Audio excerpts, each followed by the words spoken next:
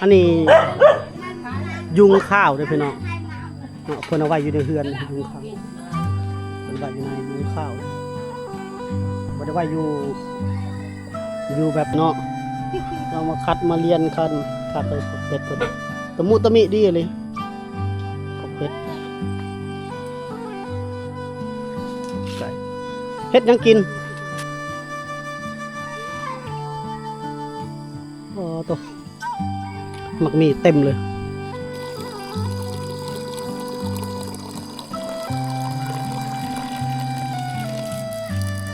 เป็นร่อนนี้เป็นหมักใส่แต่ก่อนมันน้ำเต้าแล้วก็เปิดน้ำนี่ก็บอลนี่บอลตำเขาพี่น้อง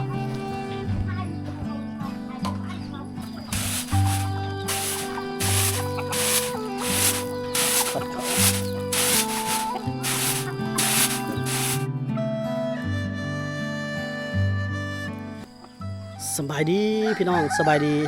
FC ทุกท่านนี้ต้อนรับเข้าสู่ช่องบาจอยพาเที่ยวพาเลาะพี่น้อง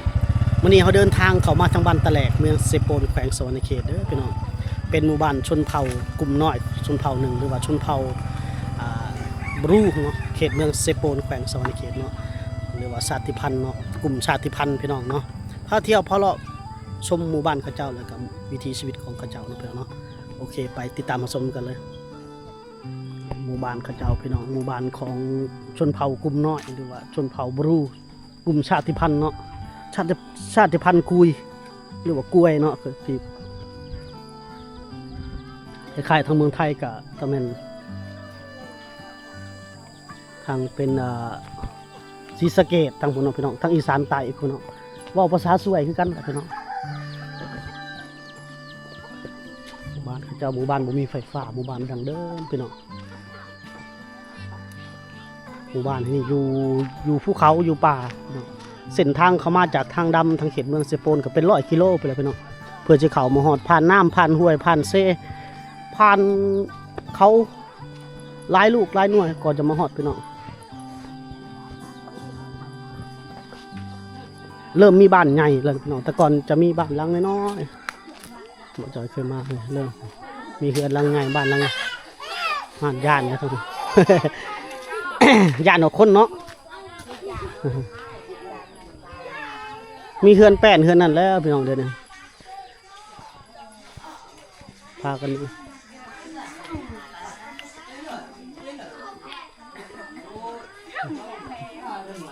กำลังได้เฮือนหลังใหญ่อยู่เนาะตาดงตะไม้แหละสุมเจ้าก็นี่อยู่เฮือนบ่มื้อนี้วันอาทิตย์พักผ่อนอัดดงเนาะโอ้โย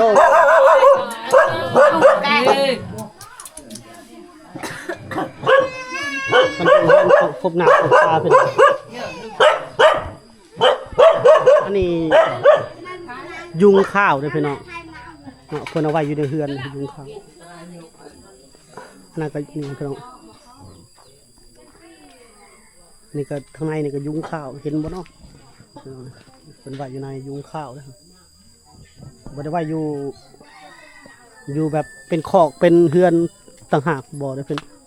เฮือนกันแบบนี้เลยก็เฮือนซานบ้านซองเพิ่นพี่น้องเขาก็อยู่เป็นกลุ่มเป็นก้อนเขาเจ้าได้พี่น้องบ่ได้อยู่ไผอยู่ลาวเนาะอยู่กลุ่มนึงแต่ว่าต้องอยู่ติดน้ำห้วยน้ำห้องพี่น้องมีน้ำมีแม่น้ำว่าซั่นซะเขาจะสร้างหมู่บ้านติดแม่น้ำ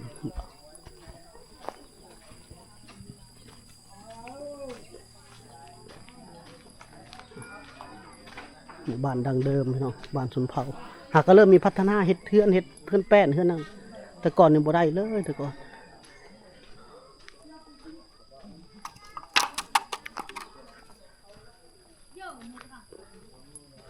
เฮือนเพิ่น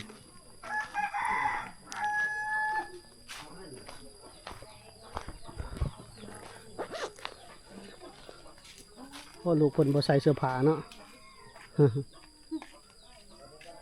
นุ่งส่งให้เล่านะสบกลให้เล่านะไหนล่ะ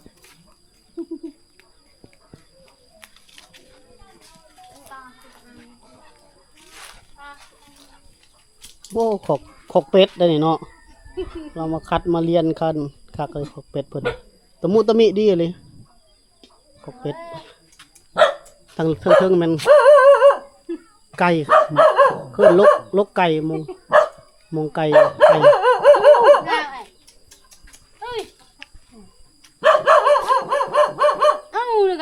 แปลกหูแปลกตาเนาะไก่ไข่อยู่เทิงหันลกไก่เฉพาะไก่แม่ไข่อยู่เทิงเพิ่น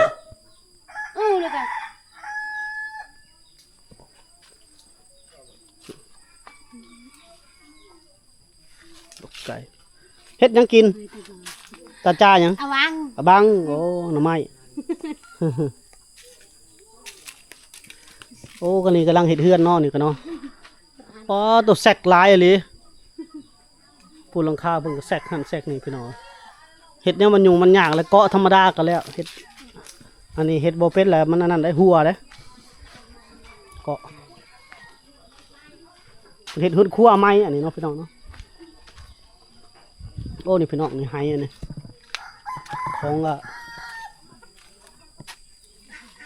หม้อทองแดงของหายากได้สมือเนี่ยนิยมรถกับนิยมรถใส่รถเวียดนามพี่น้องนำเข้าจากเวียดนามฮอนด้าคนขนาดรถรุ่นนี้พี่น้องบ่จ่อยก็ใส่คือกันป้ายเวียดนามแต่ถ้าเมื่อเจอจราจรแขวงเขามากกับโยเจ็บหนักเลยพี่น้อง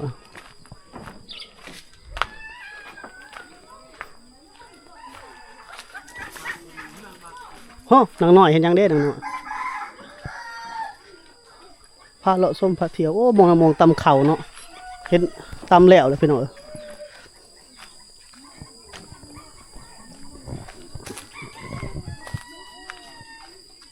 บอลตำเข่าบุกนี่ก็สีงามเนาะตอนเราตำนี่พี่น้องเถอะ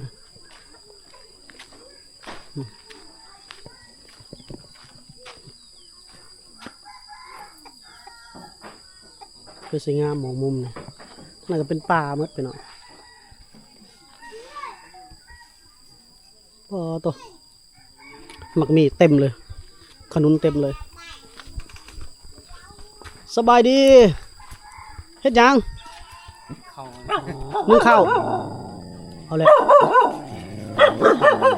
ลูกเมียไปใช้จังคือหนึ่งเองลูกเมียไปใช้คือหนึ่งเองคือบ่ให้ลูกให้เต่าหนึ่งว่าคือบ่ให้ลูกให้เต่าหนึ่งลูกสาวบ่ลูกยังน้อยบ่จะบ่ให้เขาหนึ่งวะแต่ว่าอยากหนึ่งเองเนาะโอ้ลูกไปรับจ้างพ่อก็อยู่หนึ่งเขากินเองเนาะนี่เฮือนครัวเพิ่นเลยพี่น้อง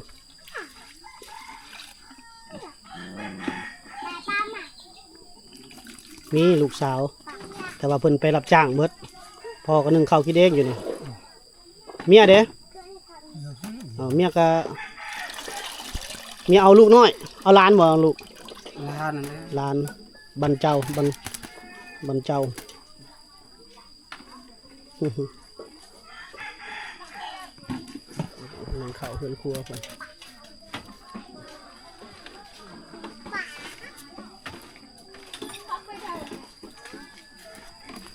นางน้อยเพิ่นเป็นตักน้ำกับเพิ่น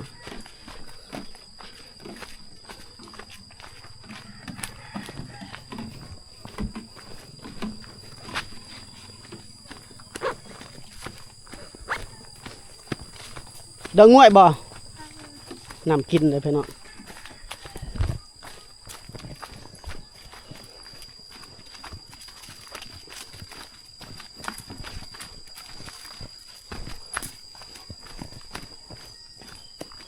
ทางลงเอาน้ำกินเพิ่น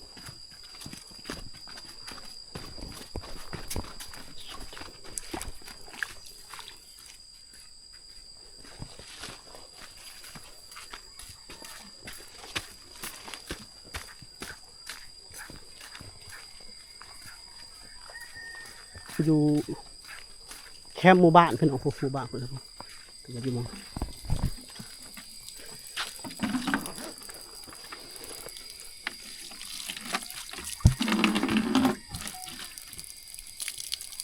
น้ำกินโอ้ไหลคอยเนาะ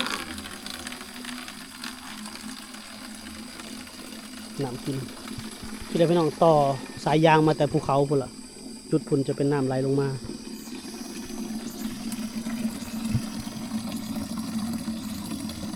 เอาเมื่อนี้ต้มบ่กินเลยเราบ่เข้าใจเจ้าเว้าภาษาลาวได้บ่ปนายเลียวดังบ่ ละมือกันตั้งละมือมาสูตรมาสูตรโอ้นางสูตรแม่นบ่สูตรบ่ก็สื่อบ่มวนเนาะ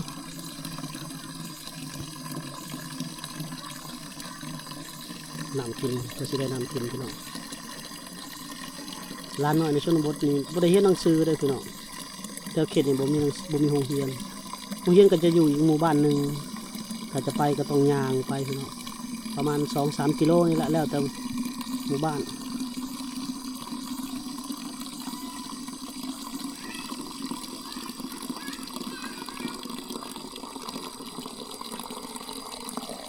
การแต่งตัวเราเรียบร้อยดีเลยพี่น้องผมเพิ่งมือสะอาดหมด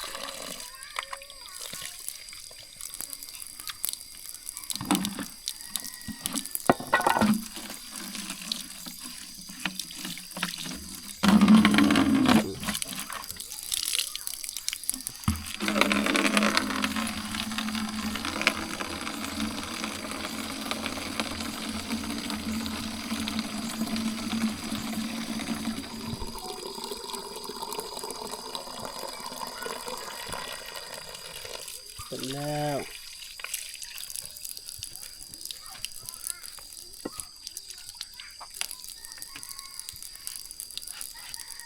จะร่อนนี่แล้วเป็นหมักใส่แต่ก่อนมันน้ำเต้าพี่น้องแล้วก็เปิดน้ำนี่ก็เปิดไว้เลยเนาะก็สามารถปิดไว้โอ้ย่างไวดีพี่น้อง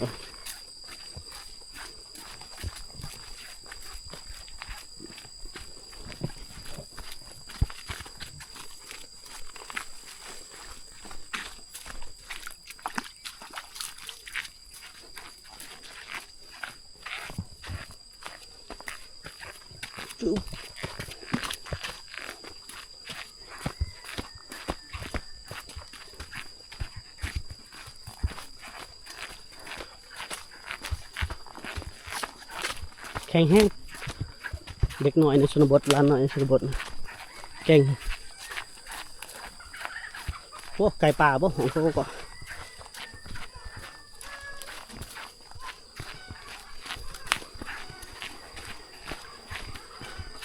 โอ้จนหอบอย่างน้ำเพลินนี่กับพี่น้อง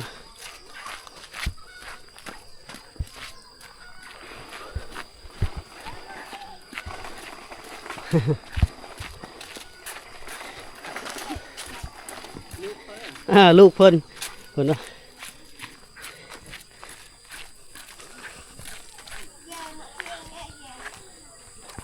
เพื่อนแล้วโอ้ยางไวเลยเก่งบอลนี่บอลตำเขาพี่น้อง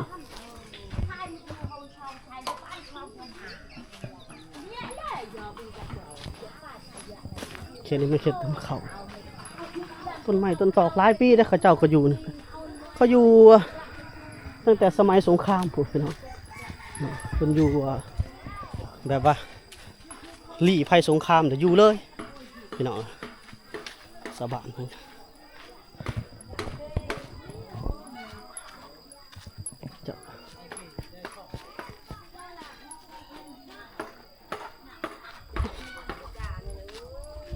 หมู่บ้านเดิม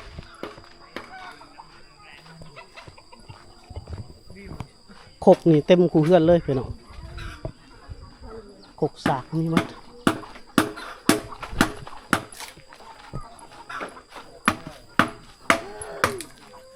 บอลนี่บอลสร้างเพิ่นเฮ็ดเฮือนพี่น้องบ่มีไฟฟ้านี่ใส่เลื่อยมือหมดเลยเนาะมีแต่งานมือเลยนะนี่นะบ่มีงานจักเลยพี่น้องงามได้เราเฮ็ดนี่เกลี้ยงดีนะเลื่อยมือทั้งหมดเลยพี่น้องเป็นเพื่อนแป้นแล้วบัดนี้เริ่มเป็นเพื่อนแป้นเพื่อนนั่นนะ จักแมทคุณจักแมท ไหน ฮะ 6 เมตร6 6 คูณ 7 6 คูณ 7ง่ายเติบเอ้ย6 คูณ 7พี่น้องสร้างเองเลยเฮ็ดเฮือนเองเลยนี่เนาะ6 คูณ 7นี่ค่าจ้างนี่เท่าไรเฮ็ดนี่ 6 คูณ 7 เงินแฟนนี่ 3-4 ล้านเนาะ เฮ็ดแล้วเลยบ่3-4ล้านน่ะ บ่แล้ว บ่แล้วเขาว่าเฮ็ดแล้วเฮือนน่ะ เคยบ่ไปรับจ้างเฮ็ดเฮือน บ่ ยังบ่เคยบ่ เฮ็ดมื้อนี้ตอบ อักเฮ็ดหลังเดียวนี่บ่บ่ได้ไปเฮ็ดเฮือนรับจ้างเลย เฮ็ดมื้อนี้แต่ว่าเฮ็ดชีวิตเลยนี่ โอ้หลังแรกเลยนี่โอ้ยังเป็นเนาะเจ้าบากนี่เก่งแล้วซะหรือว่าหมู่แทกให้บ่หรือเจ้าแทกเองนี่เฮ็ดอันนี้เจ้าแทกเองบ่ แหม ตัวนั้นน่ะเจ้าแทกเองหมดบ่บากเองหมดบ่แม่นเขาเฮ็ดให้เฮ็ดหลังแรกพี่น้องพุ่นน่ะเก่ง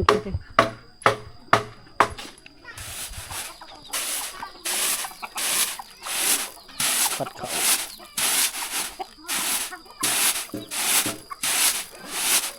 แม่บ้านในชนบทนี่พัดเข่าตำอันนี้สิตำบ่พัดสิตำบ่โอ้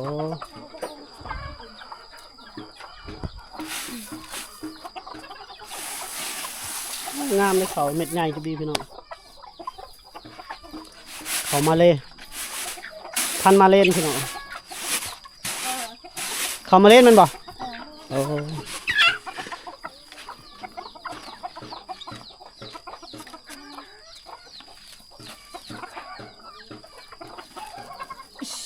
พัดแล้วก็ใส่กระสอบก็ไปตำพี่น้อง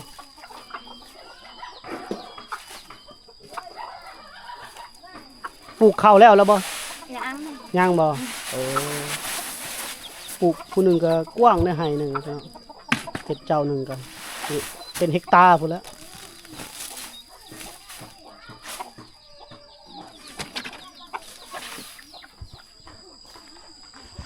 นี่เราเข้าเขาเจ้าพี่น้องโอ้คือฝนสิตกเนาะพี่น้องต้องพูดละหายกับเจ้าพูดน้องเป็นแปลน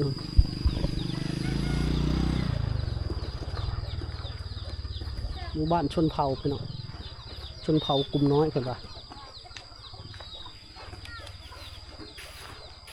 ที่ต้นนาเฮานี่เขาเจ้าสิไปซานเขาตากให้มันห่าวมันนั่นแหละก็จะไปซานแอมฟ้าเกินว่าฟ้าไม่เหี้ยฟ้ากระจาดนะพี่น้อง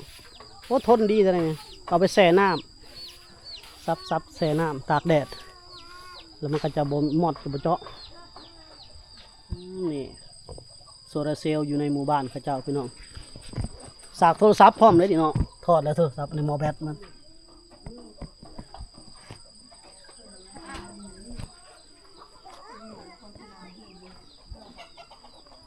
นี่โอ้มีหมูพร้อมเลยพี่น้องมี FC เพิ่นว่าอยากเอาพันเม็ดเมล็ดพันธุ์มาให้ปลูกเนาะพี่น้องขนาดสนใจดีเนาะขอบหมูครับ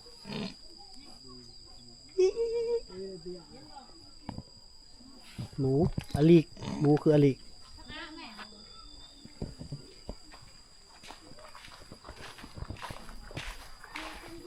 ข้างลุมเป็นน้ำเซ่พี่น้องสายน้ำเซ่เกินเซ่สมูนบอกพี่น้องประมาณนี้อันนี้ยุ่งข้าวเลยพี่น้องเมื่อนี้ก็พอมีคนอยู่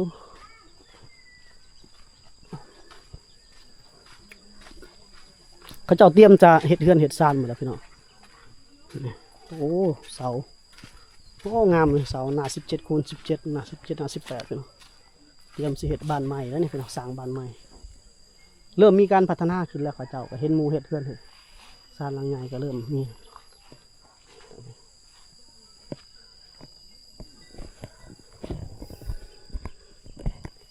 โอเคเนาะพี่น้องเนาะคลิปวิดีโอนี้บอจอยจะขอจบคลิปไว้สำนี้เนาะนี่คือการรีวิวแหละเขามาเที่ยวชมหมู่บ้านในชนบทเขตเมืองเซโปนแขวงสวรรณเขตพี่น้องผิดพลาดประการใดกับขอโทษขออภัยท่านผู้ชมที่รับชมคลิปแล้วมักคลิปแบบ สไตล์รีวิวเนาะเที่ยวชนบทแบบนี้ฝากเขามาติดตามและกดไลค์กดแชร์ให้กับบ่าวจอยพาเที่ยวนี่เด้อพี่น้องเด้อพบกันใหม่ในอีพีหน้าพี่น้องสวัสดีพี่นี่สบายดี